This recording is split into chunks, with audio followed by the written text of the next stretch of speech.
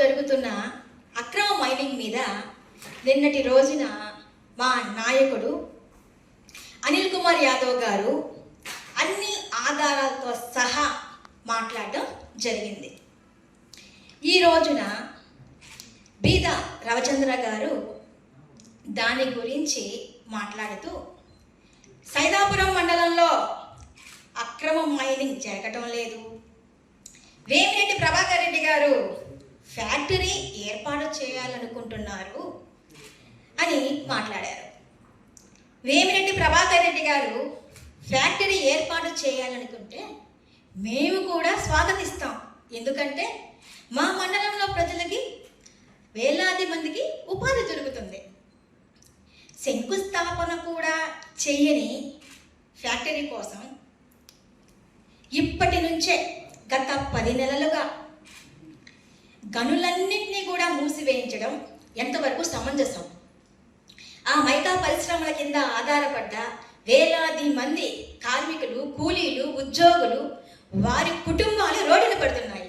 ఒక సైదాపురం మండల ఎక్స్ జడ్పీటీసీగా నేను ఈ అక్రమ మైనింగ్ మీద గత 4 నెలలుగా ఈ అక్రమ మైనింగ్ ఆపాలని కలెక్టర్ గారిని కలిసి అర్జీ ఇవ్వడం జరిగింది, డీడీ గారిని కలిసి అర్జీ ఇవ్వడం జరిగింది.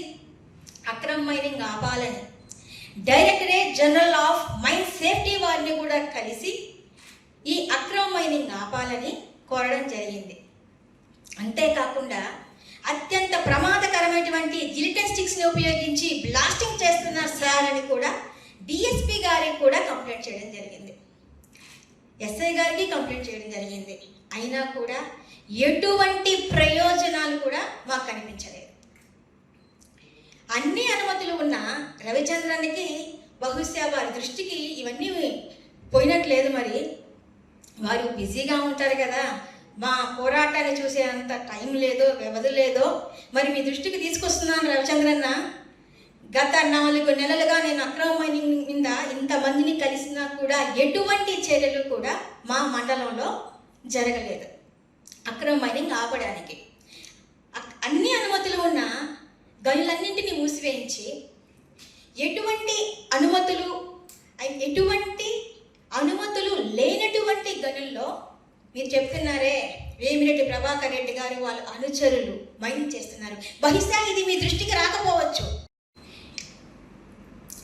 విపిఆర్ గారు మీ గనులన్నీ కూడా ఓపెన్ చేయాలంటే ఒకటే చెప్తున్నారు, అనుమతులు ఉన్న వారికి చెప్పే మాట, మీ గనులు ఓపెన్ చేయాలంటే మీ గనుల్లో ఉన్న మెటీరియల్ నాకే ఇవ్వాలని హుకుం జారీ చేశారు. రవిచంద్రన్న, ఇది ఎంతవరకు సమంజసమో నేను అడుగుతున్నా. రవిచంద్రన్న, మీరేమో ఇక్కడ విపిఆర్ గారు ఫ్యాక్టరీ కట్టాలనుకుంటున్నారు అని మీరు చెప్తున్నారు. మీ క్వార్ట్జ్ కంపెనీ పైన 10,000 టన్నులని చైనాకి ఎందుకు ఎక్స్పోర్ట్ చేస్తున్నారు? మీరేమో ఇక్కడ ఫ్యాక్టరీ కట్టాలంటున్నారు, వీళ్ళేమో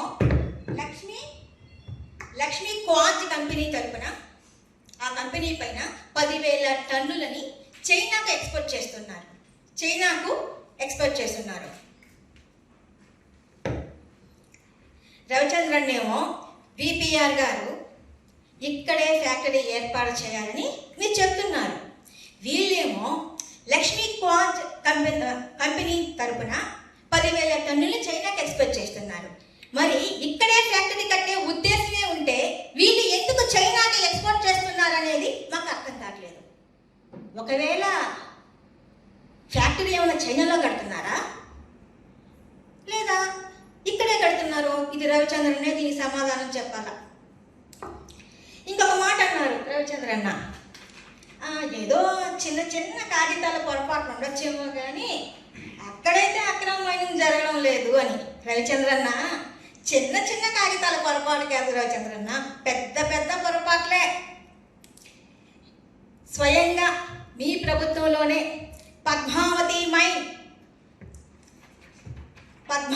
మైన్ని రిజెక్ట్ చేస్తూ మీ ప్రభుత్వంలోనే డిఎంసీ గారే ఇచ్చిన ప్రొసీడింగ్ ఆర్డర్ ఇది. మీ ప్రభుత్వంలోనే పద్మావతి మైండ్కి రిజెక్ట్ చేస్తూ ఇచ్చిన ప్రొసీడింగ్ ఆర్డర్, డిఎంజీ గారే ప్రొసీడింగ్ ఆర్డర్ ఇచ్చిన ప్రొసీడింగ్ ఆర్డర్ ఇది, రిజెక్ట్ చేస్తూ మైండ్,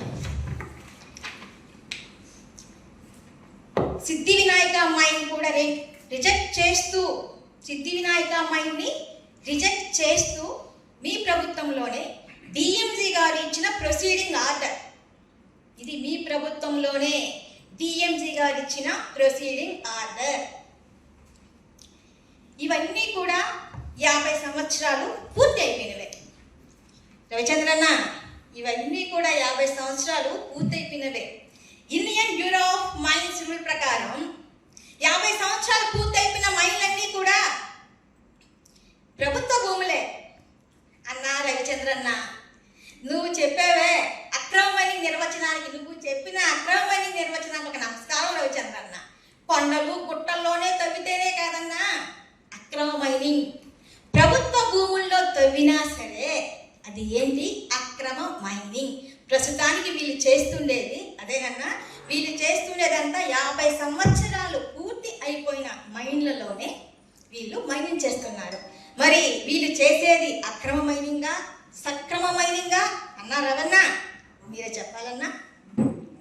నెక్స్ట్ ఇంకొకటి, కేంద్ర ప్రభుత్వం పాలసీలు ఉన్నాయి. ఎస్, మీరు చెప్పింది కరెక్ట్.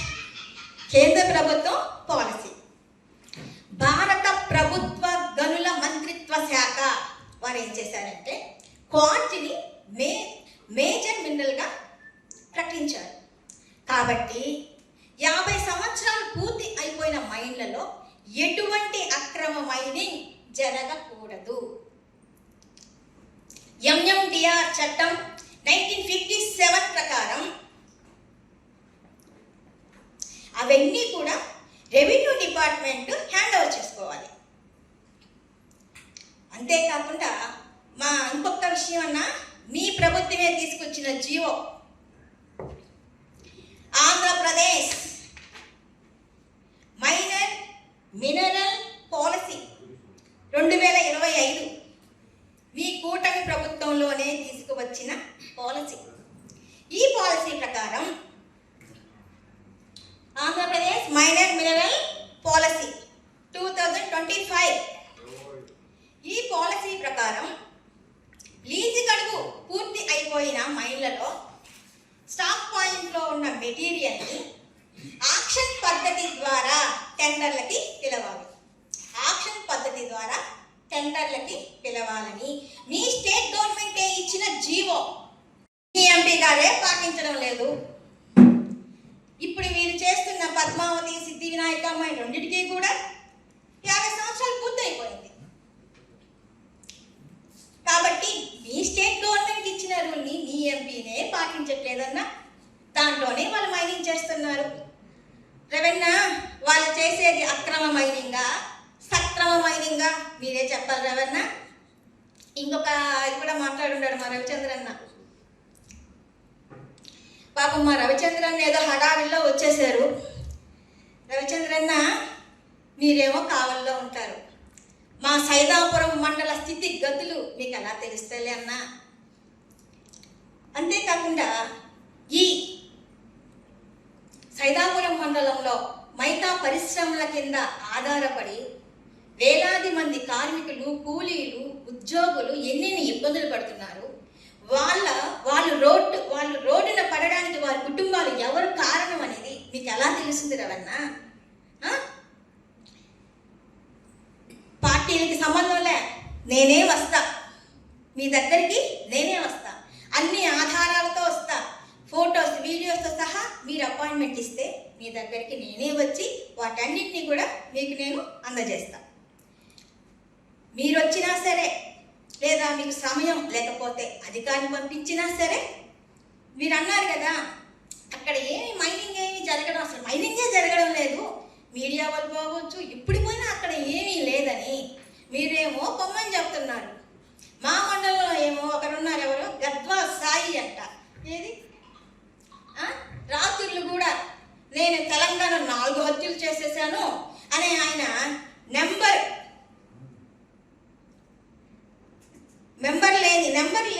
ప్లేట్ లేకుండా ఆయన కారు కార్లో తిరుగుతా భయభ్రాంతులు చేస్తున్నారన్న.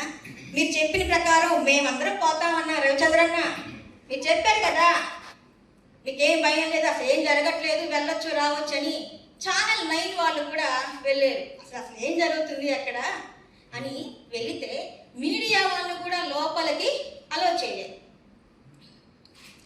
మీడియా వాళ్ళని ఆపి చెక్ చేసి బెదిరింపులకు గురి చేసి పంపించేస్తున్నారని. ఇంకా సామాన్యుల పరిస్థితి ఏంది రవిచంద్రన్న? సరే మీ మాట మీద గౌరవంతో మేమే పోతున్నాం రవిచంద్రన్న, ఆ గద్దా సాయి అంట ఏదో నాకు హత్యలు చేశాడని చెప్తా ఉన్నారు. మా మండలంలో వాళ్ళకి కానీ ఎవరికైనా కూడా ఏదైనా జరిగితే ఎస్పీ గారు మీడియా ముఖంగా మీకు కూడా తెలుపుకుంటున్నా, రవిచంద్రన్న మాట విని మేమైతే ధైర్యంగా వెళ్తాం. మాకు ఏదైనా జరిగితే వరకు రవిచంద్రన్న పూచి, ఎందుకంటే అక్కడ ఏం జరగట్లేదు, వెళ్ళొచ్చు రావచ్చు అని చెప్తున్నారు. రవణ మీదే పూచి, ఖచ్చితంగా మా వాళ్ళందరం వెళ్తాం, ఏదైనా అయితే వరకు మీదే పూచి రవణ.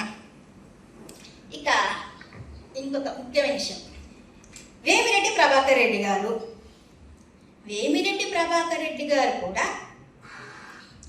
అందరిలాగానే ప్రజల చేత ఎన్నుకోబడిన ప్రజాప్రతినిధే, దైవాంత సంభూతుడేమీ కాదు కదా. మరి మా సైదాపురం మండలంలో వేలాది మంది కార్మికులు, కూలీలు, ఉద్యోగులు పనులు లేక, ఉపాధి లేక వారి కుటుంబాలు రోడ్డున పడుతుంటే వారు ఎందుకు స్పందించడం లేదు? ఖచ్చితంగా వేమిరెడ్డి ప్రభాకర్ రెడ్డి గారికి ఈ సైదాపురం మండల మైకా కార్మికుల ఉసిరి మీకు ఖచ్చితంగా తగులుతుంది. మీ రాజకీయాన్ని తెల్లరాయి వ్యాపారంగా మార్చుకొని మీ ఆర్థిక ప్రయోజనాల కోసం పార్టీలు మారుతూ నిందలు మాత్రం అనిల్ కుమార్ యాదవ్ గారి పైన వేస్తూ, నిందలు మోపుతూ మీరు మాత్రం సమాజంలో పెద్ద మనుషుల్లాగా చలామణి అవుతామనుకుంటున్నారేమో. కుదరదు. మీరు ఖచ్చితంగా